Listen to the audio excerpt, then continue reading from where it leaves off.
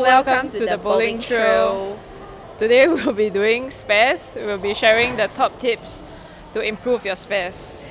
Correct. Because we have been receiving some requests about that, and so we thought we will do it today and share our top tips for improving your spare system. Let's get to it. Yeah. Okay, so one of the first tips that we use is actually to use steeper angles when you take your spares. For example, like the 3-6-10 combination. If you were to look at it, right, when you stand like right in front of the 3-6-10, the pins look like they're further apart away from each other as compared to when you are moving further left. If you were to move your entire line left and take it at a steeper angle, the pins actually look closer to each other. Actually, you have a higher chance of sparing. When taking your spares, what you want to do is to increase your probability of taking all those pins. So what you can do to increase that probability is to use steeper angles. Yes. Okay, so for tip number 2 is to have two different sparing systems. For me, the left-hand side spares is a bit harder when it's longer, so I'll use a reactive ball so that I play on top of the same line as I were to use my spare ball, but just change it to a reactive. So drier lanes, I'll use the plastic ball. So that is my two different system for oilier lanes. Tip number 3 would be to have a different sparring angle.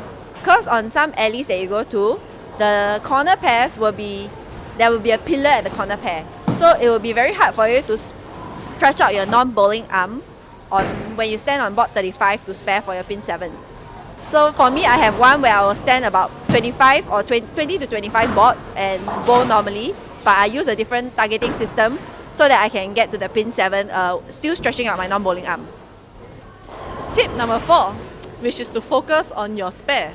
Because most of the times when you throw a good shot, right, and then you leave a pin 10, first reaction, most people would obviously be very angry that they left the pin 10, and then you'll be thinking why you left the pin 10 when you're still taking the spare, or what you're going to do the next shot. The most important thing you can do is to focus on taking up the spare first. Then after that, when you're done with it, then you can think about your next move or think about why the pin 10 actually stood. Another important thing is to keep your pre-shot routine the same for your strike shot and your spare shot. Essentially, every shot is important. There's no reason why your spare shot should have less focus allocated to it. Yes. Tip number 5, which is to throw as straight as you can to your spare, because that reduces the tendency of your spare shot being affected by the lane pattern. Yes. So what I usually do is to just, even though I wear a guard, is to just throw as straight as I can. So when I release the ball, right, I essentially feel like my palm is facing the spares. And this is especially important, I feel, for like the single pin. For single pin, you don't need any fancy movements to just hit one pin. Yes. It's just as straight as you can. Tip number 6 would be to practice over and over again for the spares. So there are 2 ways you can go about it. First is, during practice, do not press the reset button when you go for the second shot, because you will leave different multiple pin spares and you can practice it over again. And second way to practice it is to go to a broomstick lane where you can set the pins manually and practice them for like a 2-hour session as part of your training. There you have it. We have our top tips for improving your spares. We hope that this helps you in increasing your spare percentage. Yes, and you have contingency plans during competition. If there's a wall beside you, you know what to do.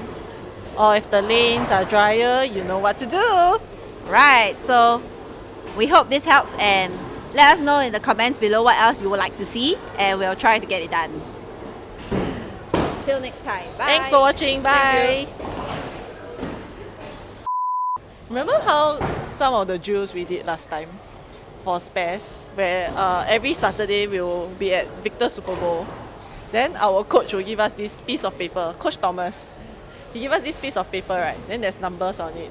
So what we need to do, right, is to hit 20 pin 7s or 20 pin 10s in a row, right, in a row. Then if you miss one, you got to spare 21. If you miss two, you got to spare 22. So you can just essentially train the whole training session just sparing pin 7 or pin 10. Correct. And you might not even complete your task. You cannot go home. Because if you keep missing, right, sometimes your number go up to like 30 or 40.